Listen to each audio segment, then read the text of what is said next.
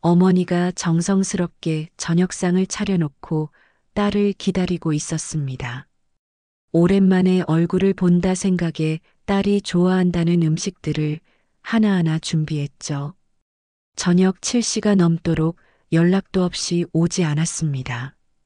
결국 8시 반이 되어서야 현관문이 열렸고 지친 얼굴로 들어온 딸이 식탁을 흘끗 보며 말했습니다. 엄마, 언제부터 이렇게 차려놨어요? 누가 이런 거 하래요? 엄마 음식 질린다고 했잖아요. 그 말에 어머니는 할 말을 잃었습니다. 내가 뭘 잘못했을까? 그저 따뜻한 밥 한 끼 먹이고 싶었을 뿐인데.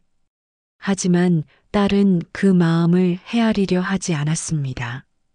피곤하다는 말만 남긴 채 방으로 들어가 문을 닫아버렸습니다. 그 문소리가 어머니의 가슴까지 쾅 하고 닫아버린 것 같았습니다. 살다 보면 가장 사랑하는 사람에게 가장 깊은 상처를 받게 됩니다. 자녀의 말 한마디에 가슴이 내려앉고 그 차가운 시선 하나에 존재가 작아지는 기분이 들기도 하죠. 내가 이 아이에게 이렇게까지 무시당할 사람이었나? 그런 생각이 마음을 뒤흔들 때 우리는 참기도 하고 화도 내고 그러다 스스로를 탓하기도 합니다. 그런데 여러분, 더는 참지 마세요. 사랑이 존중을 잃는 순간 그건 사랑이 아니라 종속이 됩니다. 오늘 영상에서는 부모를 무시하는 자녀의 말 앞에서 우리가 절대 하지 말아야 할 말, 그리고 반드시 해야 할 말을 알려드리겠습니다. 특히 도움을 주었는데도 돌아온 건 원망뿐인 상황, 그때 필요한 단호한 한마디, 그리고 관계를 망치지 않으면서 자녀를 멈춰 세우는 방법까지 하나하나 깊이 풀어드릴게요. 이제 자녀의 태도를 바꿀 시간입니다. 오늘 주제가 마음에 드신다면 영상을 시청하시기 전에 구독과 좋아요 버튼을 눌러주세요.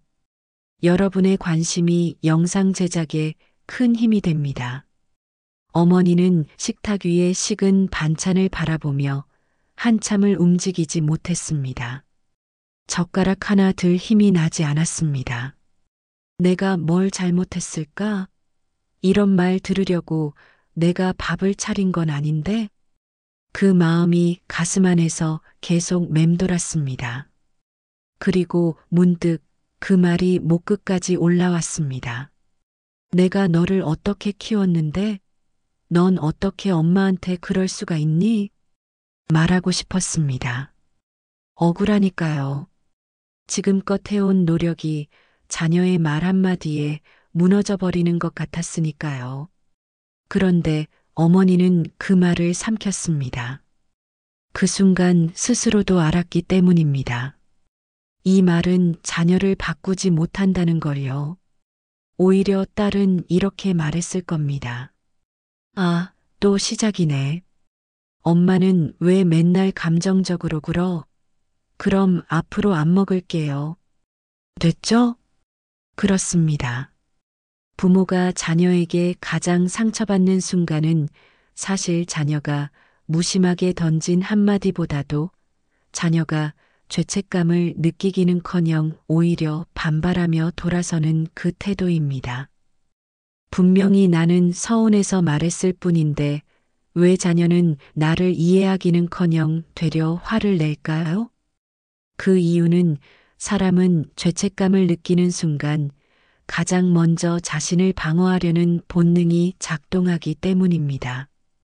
이걸 심리학에서는 도덕적 방어기제라고 부릅니다.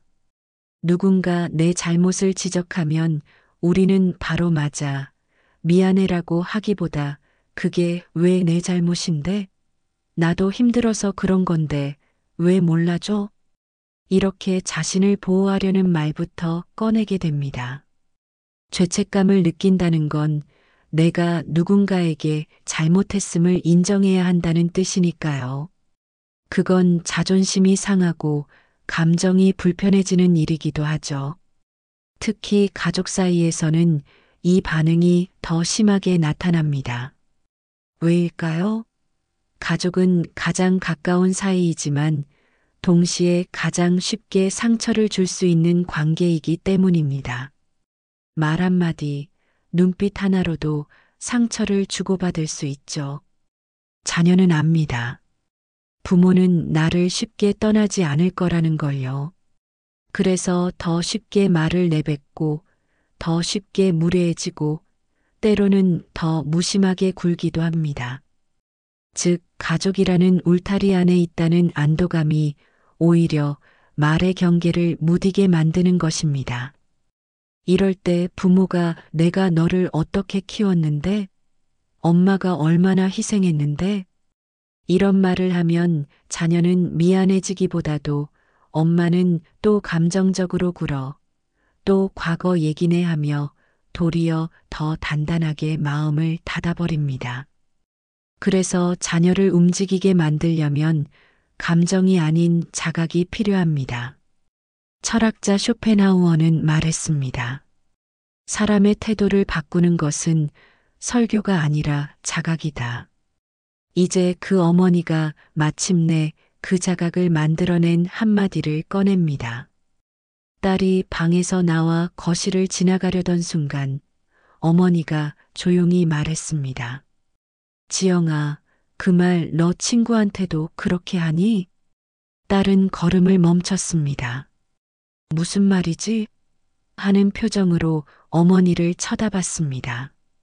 어머니는 그 시선을 피하지 않고 단호하게 이어 말했습니다. 친구한테도 누가 이런 거 하래라고 말해? 지겹다고도 해? 아니면 그런 말은 상처 줄까봐 안 하니? 근데 왜 엄마한테는 그렇게 쉽게 말할 수 있어? 딸은 아무 말도 하지 못했습니다. 눈을 피하며 조용히 방으로 들어갔고 잠시 후 방문이 다시 열렸습니다. 엄마, 내가 좀 예민했나 봐요. 미안해요. 그 말에 어머니는 눈을 감고 조용히 고개를 끄덕였습니다. 자녀에게 바라는 건 결국 그 한마디입니다. 미안해요. 그 말이 진심이라는 걸 눈빛으로 알 수 있었기에 더는 뭐라고 하지 않아도 됐습니다. 여러분 기억하세요. 우리가 자녀에게 정말 원하는 건 돈을 갚으라는 것도 돌아오라는 것도 아닙니다. 단지 존중입니다. 그동안 내가 베푼 사랑이 무시받지 않기를 바라는 그 마음. 그 마음을 자녀가 스스로 느끼게 만들어야 합니다. 그럴 때 필요한 말이 있습니다. 비난도 아니고 감정도 아니고 자각을 만들어내는 질문. 그 말 너 친구한테도 그렇게 하니? 이 말은 자녀의 태도를 단숨에 멈추게 만듭니다. 그리고 그 자리에서 내가 뭘 하고 있었지를 스스로 깨닫게 합니다. 부모가 소리 지르지 않아도, 눈물 흘리지 않아도, 한마디로도 관계를 바꿀 수 있습니다. 그 한마디, 바로 여러분의 격을 지켜주는 존중의 언어가 될 수 있습니다. 정우는 어릴 때부터 듬직하고 믿음직한 아들이었습니다. 말수는 적었지만 책임감 있었고 아버지 없이 자라야 했던 여동생에게도 늘 든든한 오빠가 되어 주었죠. 어머니는 그런 정우를 누구보다 자랑스러워 했습니다. 남편 없이 혼자 두 남매를 키우며 어머니는 평생을 일터에서 보냈습니다. 이른 새벽 도매시장부터 늦은 밤 가게 셔터 내리는 그 순간까지 밥 한 끼 제대로 못 챙겨 먹어도 두 아이는 굶기지 않겠다는 마음 하나로 버텨온 세월이었습니다. 그 중에서도 정우만은 잘 살아야 한다는 생각이 강했습니다. 우리 정우가 잘 돼야지. 그래야 내가 버틴 날들이 헛되지 않지. 어머니는 늘 그렇게 자신을 다독이며 하루를 견뎠습니다. 정우가 대학에 붙었을 땐 기쁜 마음도 잠시, 등록금 걱정이 밀려왔습니다. 어머니는 그때부터 도매시장 새벽 알바까지 시작했습니다. 가게 문을 열기 전 새벽 4시에 일어나 무거운 채소 박스를 나르고 저녁엔 배달까지 겸하며 학비를 마련했습니다. 어느 날 정우가 말했습니다. 엄마, 중고차라도 있어야 아르바이트도 하고 취직 준비도 할 수 있을 것 같아. 어머니는 그 말을 듣고 적금 통장을 해지하고 오래전에 들어뒀던 보험까지 깨서 조용히 중고차 한 대를 마련해 줬습니다. 정우는 말했습니다. 엄마, 진짜 고마워. 나중에 다 갚을게. 어머니는 그저 웃으며 대답했습니다. 갚긴 뭘 갚아? 잘 살면 그걸로 갚는 거지. 그 뒤 정우는 결혼을 했고 전세집을 알아보는데 보탬이 필요하다고 했습니다. 어머니는 마지막 남은 노후 자금에 손을 댔습니다. 그건 평생 가게 하며 천천히 모아온 단 하나의 작은 씨앗이었습니다. 하지만 말하지 않았습니다. 말하면 정우가 부담 가질까봐 그저 묵묵히 통장을 건넸습니다.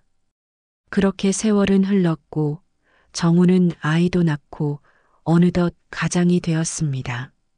그런데 며칠 전 정우가 다시 어머니를 찾아왔습니다. 표정은 어딘가 복잡했고 말투는 조심스러웠습니다. 엄마, 나 이번에 작은 사업 하나 시작해 보려고 해. 점포도 괜찮은데 알아놨고, 근데 자금이 좀 부족해서 초기 자금 한 6천 정도만 도와주면 될 것 같아. 어머니는 잠시 멈췄습니다. 그리고 조용히 물었습니다. 정우야, 지금 엄마가 가진 돈이 얼마나 될 것 같아? 정우는 눈을 피하며 말했습니다. 엄마, 그거 아직 남은 거 있잖아. 엄마가 가게 하면서 모아놓은 거.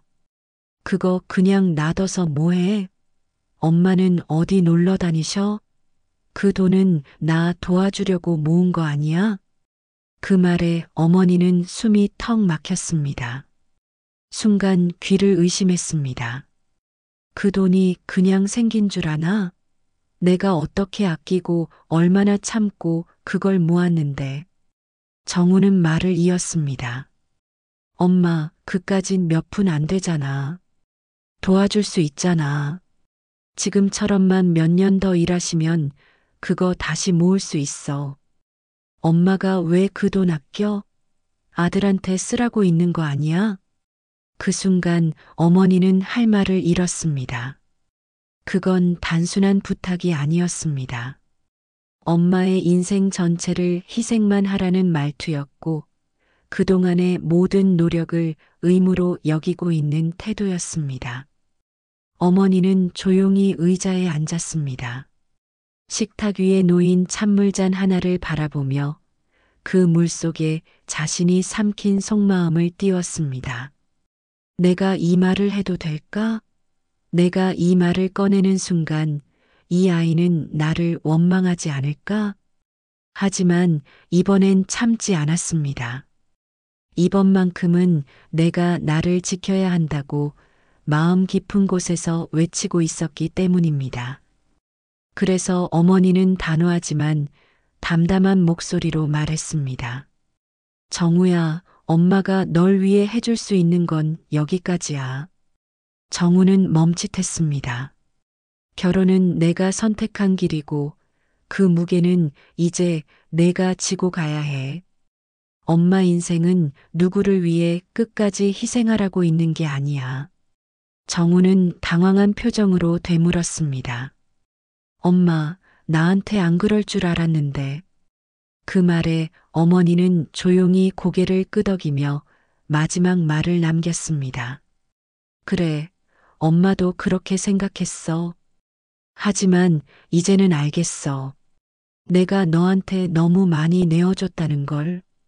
여러분, 이 순간 어머니가 꺼낸 이 한마디는 자녀를 버리는 말이 아닙니다. 자녀의 무책임을 멈추게 만드는 성장을 요구하는 한 문장입니다. 심리학에서는 자녀가 부모의 희생을 당연하게 여기는 태도를 권리의식이라 부릅니다. 권리의식이 높은 사람은 부모니까 당연히 해줘야 해라고 생각합니다. 이 의식은 부모의 선행을 사랑으로 느끼지 않고 의무로 받아들이게 만듭니다. 이때 부모가 경계선을 긋지 않으면 자녀는 점점 더 요구하고 점점 더 무례해지고 결국엔 부모를 자원으로 취급하게 됩니다. 철학자 세네카는 말했습니다. 자비는 한 번 베풀되 그 끝은 반드시 지혜로 마무리되어야 한다. 사랑은 멈추지 않지만 희생은 멈춰야 합니다. 어머니가 정우에게 꺼낸 여기까지라는 말은 사랑의 끝이 아니라 스스로 살아야 한다는 시작의 경계선입니다. 부모는 자녀의 삶을 밀어주는 바람일 수는 있어도 대신 걸어줄 다리는 아닙니다. 이 한마디, 엄마가 해줄 수 있는 건 여기까지야. 이 말은 부모의 자존을 지키고 자녀를 진짜 어른으로 만들어주는 가장 단단한 문장이 될 수 있습니다. 며칠 뒤 어머니는 딸 혜진의 부탁을 받았습니다. 엄마, 은행 가서 이 서류만 내고 오면 돼. 창구 가서 대출 상환 유예 신청서라고 말하고 도장만 찍으면 끝이야. 진짜 간단해. 그냥 접수만 하면 돼요. 혜진은 바쁜 일정 때문에 본인이 직접 가긴 어렵다며 서류와 도장을 어머니 손에 쥐어줬습니다. 어머니는 잠시 망설였습니다. 은행은 늘 낯설고 어렵기만 했거든요. 하지만 딸이 믿고 맡긴 일이라 도움을 주고 싶은 마음에 고개를 끄덕였습니다. 어머니는 이른 아침부터 은행에 나섰습니다. 도착하자마자 대기표를 뽑고 한참을 기다렸습니다.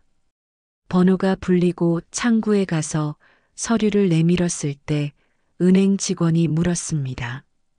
이건 상환유예 신청서인데요.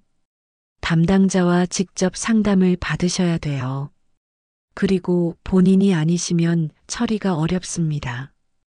어머니는 당황해서 말했습니다. 딸이 그냥 접수만 하면 된다고 해서 왔는데요. 저는 잘 몰라서요. 직원은 친절하게 설명했지만 용어는 어렵고 말은 복잡했습니다. 결국 어머니는 처리를 하지 못한 채 서류만 다시 챙겨서 돌아왔습니다. 집에 도착해 지친 몸을 소파에 내리자 혜진에게 전화가 왔습니다.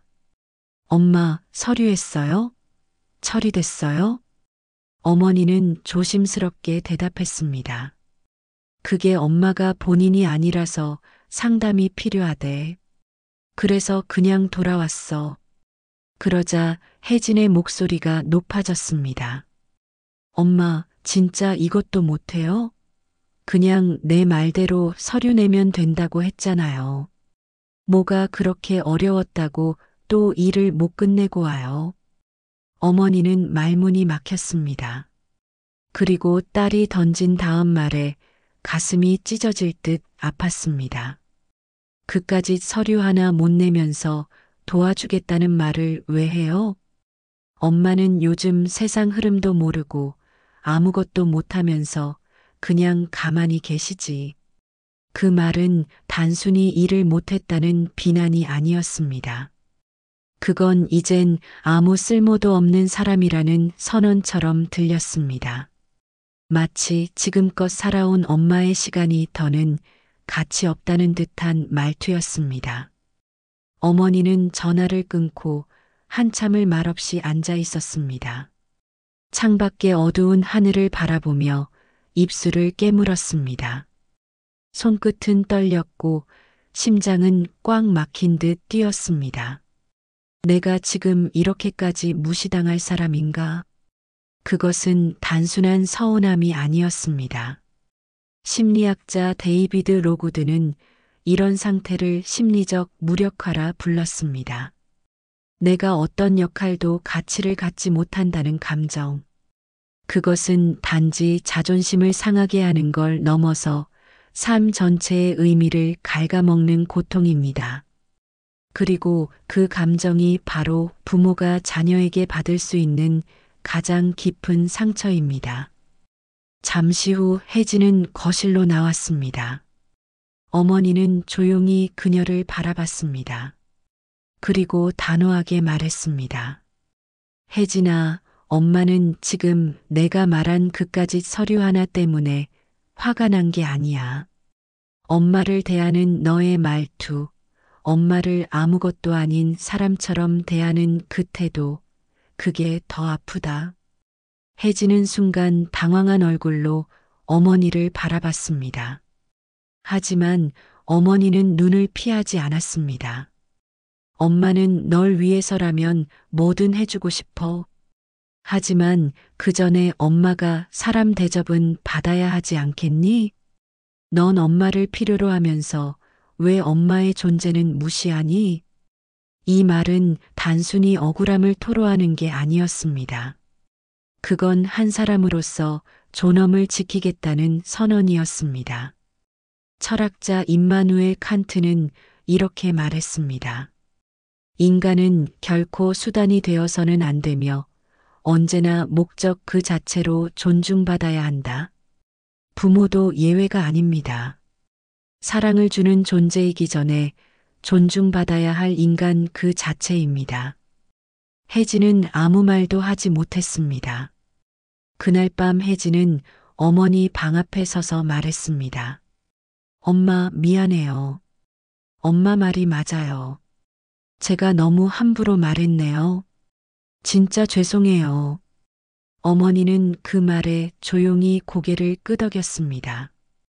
그리고 다시 한번 깨달았습니다.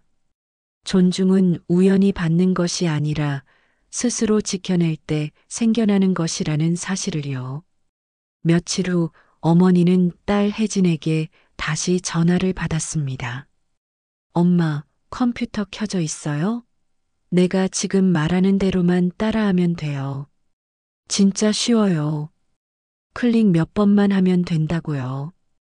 그날은 혜진이 인터넷으로 서류를 출력해야 하는데 회사에선 프린트가 안 된다고 해서 어머니에게 대신 해달라고 한 날이었습니다. 어머니는 조심스럽게 물었습니다. 어떤 서류인데?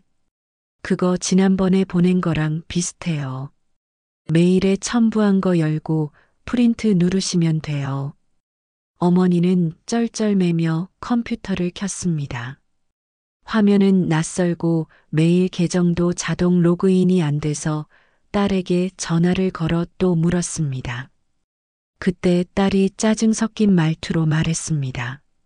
아, 진짜 엄마는 이런 것도 못해요? 이래서 내가 뭐 좀 부탁하면 스트레스라니까. 그냥 스마트폰 하나 못 다루는 사람한테 뭘 기대한 내가 잘못이지. 그 말에 어머니는 마치 뒤통수를 맞은 것처럼 멍해졌습니다. 혜진의 말은 단지 컴퓨터를 못한다는 게 아니었습니다. 그건 엄마는 이제 아무것도 할 수 없는 사람이라는 말과 같았습니다.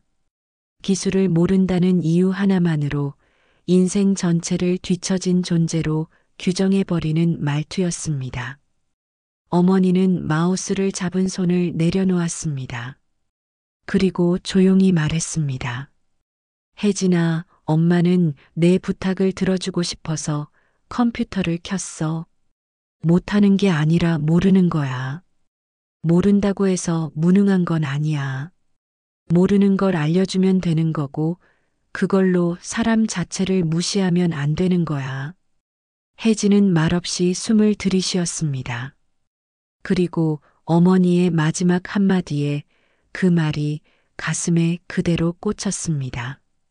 내가 나보다 조금 더 많이 안다고 해서 엄마가 너보다 못한 사람이 되는 건 아니야. 이 한마디는 딸에게 큰 울림을 주었습니다. 그 순간 혜진의 얼굴이 붉어졌습니다. 엄마 미안해요. 제가 너무 예민했나 봐요. 다시 차근히 알려드릴게요.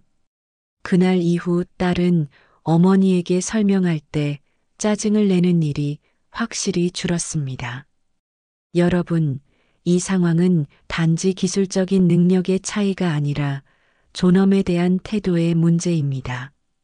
현대 사회에서 디지털 기기를 다룬다는 건 일종의 능력처럼 여겨집니다.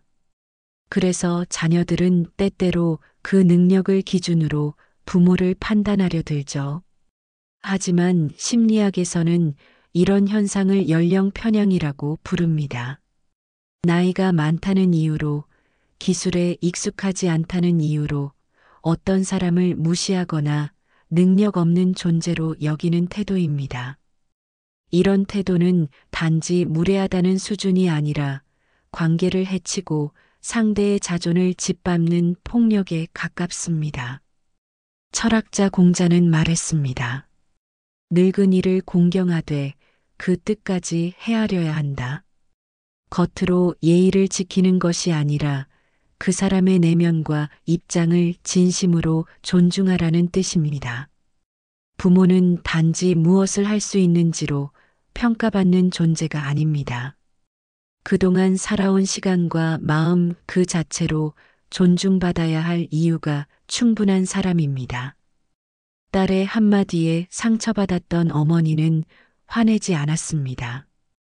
감정으로 억지로 눌러서 설득하려 들지도 않았습니다. 그저 단 한마디, 존엄을 지키는 한마디로 딸의 태도를 바꾸었습니다. 모른다고 해서 무능한 게 아니야. 그리고 내가 나보다 많이 안다고 해서 엄마가 더 못한 사람이 되는 건 아니야. 이 말은 자녀의 말을 멈추게 하는 동시에 스스로를 돌아보게 만듭니다. 부모의 사랑은 무한하지만 존중은 조건 없이 주어지는 것이 아닙니다. 그건 지켜내야만 얻을 수 있는 것입니다. 그리고 여러분이 그 존중을 지켜낼 수 있도록 이 한마디를 마음속에 새겨두세요. 내가 못하는 게 아니라 내가 아직 경험하지 못한 거야. 이 말이 여러분의 격을 지켜줄 것입니다.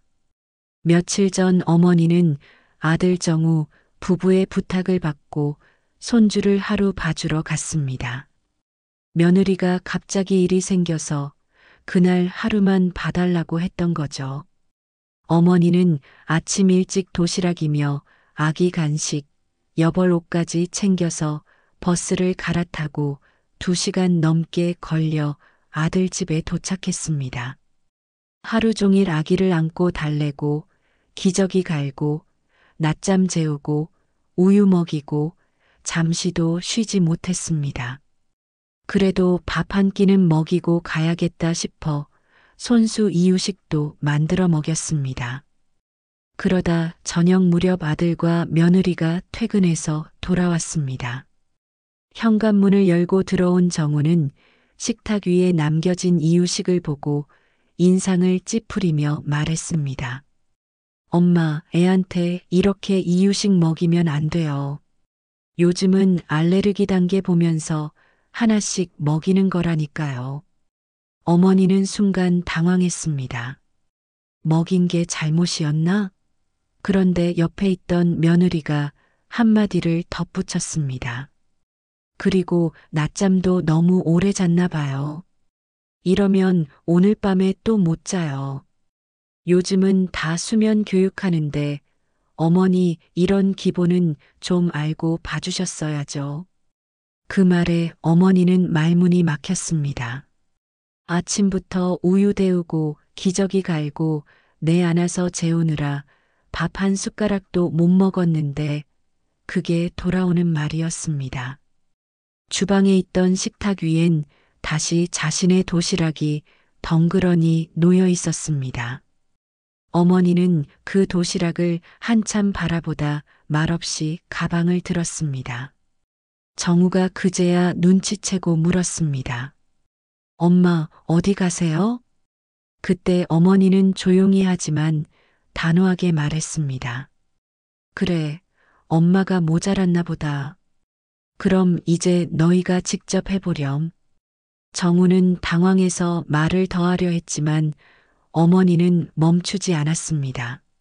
내가 하루 동안 뭘 잘못했는지 너희가 말해주는 걸 들으면서 알겠더라. 그러니까 이젠 그 잘 알고 있다는 방식대로 너희 손으로 해봐야지. 엄마는 도와줄 수는 있어도 비난받으면서까지 할 순 없어. 나는 너희 집 일꾼이 아니란다. 정우는 그제야 어머니가 하루 종일 고생한 게 단순한 도움이 아니라는 걸 깨달았습니다. 여러분, 부모가 자녀에게 가장 서러운 순간은 도와줬는데 돌아온 게 고마움이 아니라 질책일 때입니다. 심리학에서는 이것을 인지적 박탈감이라고 합니다. 상대의 노력을 부족함으로 평가받는 순간 사람은 자기 존재 자체가 부정당하는 느낌을 받습니다. 특히 가족 사이에서 이 일이 벌어지면 그 상처는 더 깊게 남습니다. 왜냐하면 가족은 나를 가장 알아주는 사람이라는 믿음이 있기 때문이죠. 철학자 루소는 말했습니다. 존중이 없는 사랑은 결국 지배로 변질된다. 자녀가 부모의 헌신을 당연시하고 그 방식이 마음에 들지 않는다고 무시하는 순간 그건 사랑이 아니라 관계의 불균형이 됩니다. 이럴 땐 반드시 그럼 이제 너희가 직접 해보렴이라는 한마디를 해야 합니다. 이 말은 단순한 거절이 아닙니다. 자녀에게 부모가 해온 노고의 가치를 스스로 깨닫게 만드는 말입니다. 단호하지만 감정이 실리지 않은 이 한마디가 자녀의 행동을 멈추고 부모의 존재를 다시 생각하게 만듭니다. 부모는 무조건 퍼주는 존재가 아닙니다. 말없이 헌신하는 사람이라도 비난받을 이유는 없습니다. 그럼 이제 너희가 직접 해보렴. 이 말은 스스로를 지키는 사람만이 진짜 사랑을 줄 수 있다는 사실을 깨닫게 해줍니다. 이따금 거울 앞에 서면 문득 이런 생각이 들 때가 있습니다. 나 정말 잘 살아온 걸까? 하지만 생각해보면 누군가를 위해 밥을 차리고 익숙하지 않은 일에도 용기 내어 나서고 잠 못 이루는 밤에도 묵묵히 참아온 그 시간들. 그 모든 순간이 결코 헛되지 않았다는 걸 우리는 알고 있습니다. 어쩌면 사랑은 늘 조용한 얼굴을 하고 우리 안에 머물렀는지도 모릅니다. 드러내지 않아도 고맙다는 말을 듣지 않아도 그저 있는 그대로 누군가의 하루가 되어주는 것. 그게 우리가 해온 삶이었습니다. 그동안 정말 고생 많으셨습니다. 참아내고 버텨내고 사랑이라는 이름으로 스스로를 얼마나 많이 내어주셨는지 우리는 잘 알고 있습니다. 이제는 누군가를 위한 하루가 아니라 나를 위한 하루를 살아도 괜찮습니다. 나를 존중하고 내 마음을 먼저 들여다보고 내가 나를 지켜주는 삶. 그것이야말로 세상에서 가장 아름답고 단단한 인생입니다. 부디 여러분의 마음이 너무 오래 아프지 않기를 바랍니다. 너무 오랫동안 참고만 있지 않기를 바랍니다. 그리고 무엇보다 여러분 스스로를 더 많이, 더 따뜻하게 안아주시기를 바랍니다. 오늘 영상을 보며 여러분은 어떤 생각이 드셨나요? 여러분의 경험과 생각을 댓글로 나눠주세요.